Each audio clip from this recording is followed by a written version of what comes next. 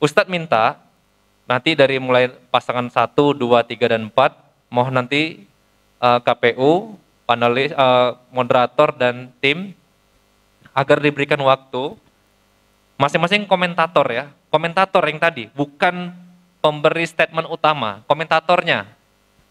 Berarti yang tingkat efektivitas tatap muka itu adalah paslon 3.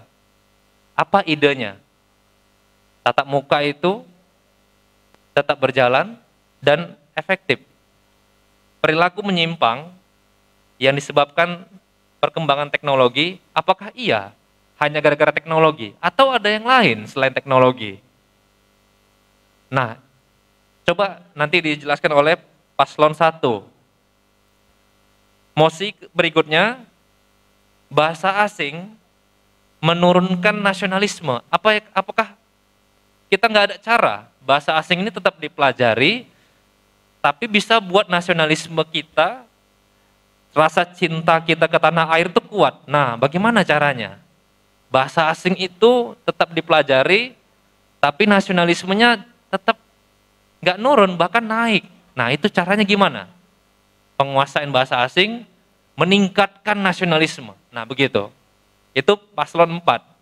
Dan terakhir, tokoh Islam yang nggak terkenal, nggak famous di buku sejarah, itu bagaimana caranya? Selain literasi. Selain literasi atau baca-baca buku aja dari penyampaian paslon 4. Nanti mohon dijelaskan oleh paslon 2. Jadi 2 menit cukup? 2 menit ya. 2 menit. Setelah itu ini disampaikan secara bergantian.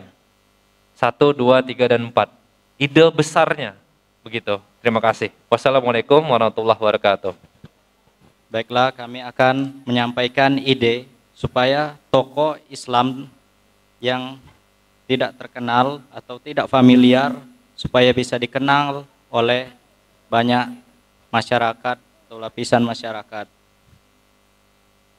Yang pertama adalah mengenalkan mereka kepada anak-anak muda supaya mereka terinspirasi dan mengetahui yang sebenarnya bahwa tokoh-tokoh Islam lah yang menyebar ataupun menemukan penemuan-penemuan yang luar biasa itu.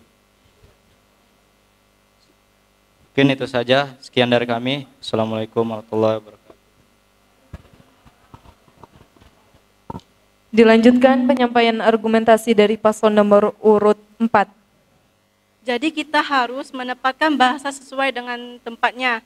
Seperti kita menggunakan bahasa Indonesia di tempat formal seperti rapat sekarang, di rapat-rapat kantor gitu, atau di tempat pelajaran pelajaran gitu, atau kayak rapat-rapat yang mengandung untuk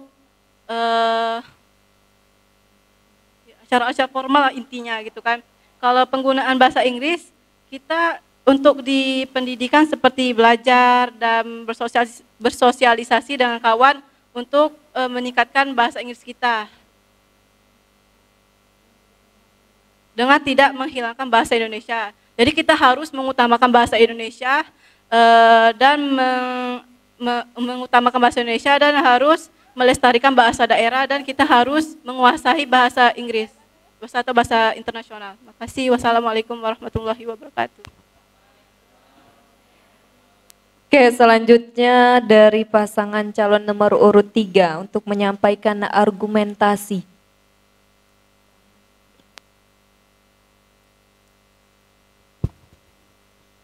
Assalamualaikum warahmatullahi wabarakatuh. Upaya yang dilakukan agar memaksimalkan materi yang disampaikan adalah mengefektifkan waktu belajar dan cara penyampaian materi yang tidak melulu tentang teori, bisa mengadakan praktek, jadi materinya lebih mudah diserap dan direalisasikan, sehingga kualitas materi yang disampaikan tidak hanya sepintas namun melekat. Berikutnya, kualitas pengajar dan materi yang to the point, tidak lari dari materi sehingga mengefektifkan waktu belajar yang terbatas. Wassalamualaikum warahmatullahi wabarakatuh. Terakhir, argumentasi yang akan disampaikan oleh pasangan calon nomor urut 1. Baik, Assalamualaikum warahmatullahi wabarakatuh. Ustadz tadi bertanya tentang apakah perilaku itu berasal dari diri sendiri atau dari mana tadi menyimpangnya.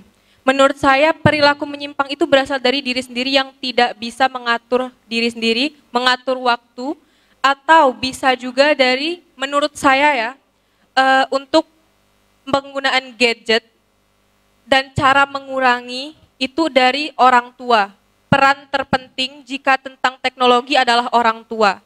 Seperti jika yang dikatakan oleh nomor urut 3 tadi dari webinar, terkadang orang itu masuk kuping kanan, keluar kuping kiri. Dinasehati untuk mengurangi handphone, pasti mereka tetap masih begitu. Bahkan dinasehati oleh orang tua saja masih tidak mau mendengar, apalagi orang lain. Jadi menurut saya, teknologi itu candu. Orang tua dan lingkungan sosial lah yang bisa mempengaruhi kita dari diri sendiri, dan juga peran orang tua yang sangat-sangat penting untuk menjaga apa yang kita buka di handphone atau gadget tersebut. Untuk jika tentang dinasihati oleh orang lain, itu mungkin jika sudah dinasihati oleh orang tua.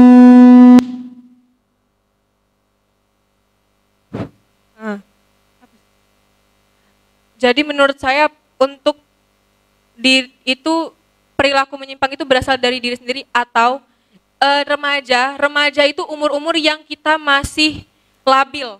Kita tuh memiliki rasa penasaran yang tinggi. Jadi walaupun terkadang itu tuh tidak diperbolehkan, terkadang kita memiliki rasa ingin tahu yang sangat tinggi dan kebablasan. Nah, cara untuk menguranginya adalah memang dari didikan orang tua. Bahkan zaman sekarang anak kecil sudah sangat-sangat kecanduan oleh handphone. Dan itu adalah menurut saya fatal untuk kedepannya dan akan susah untuk dirubah.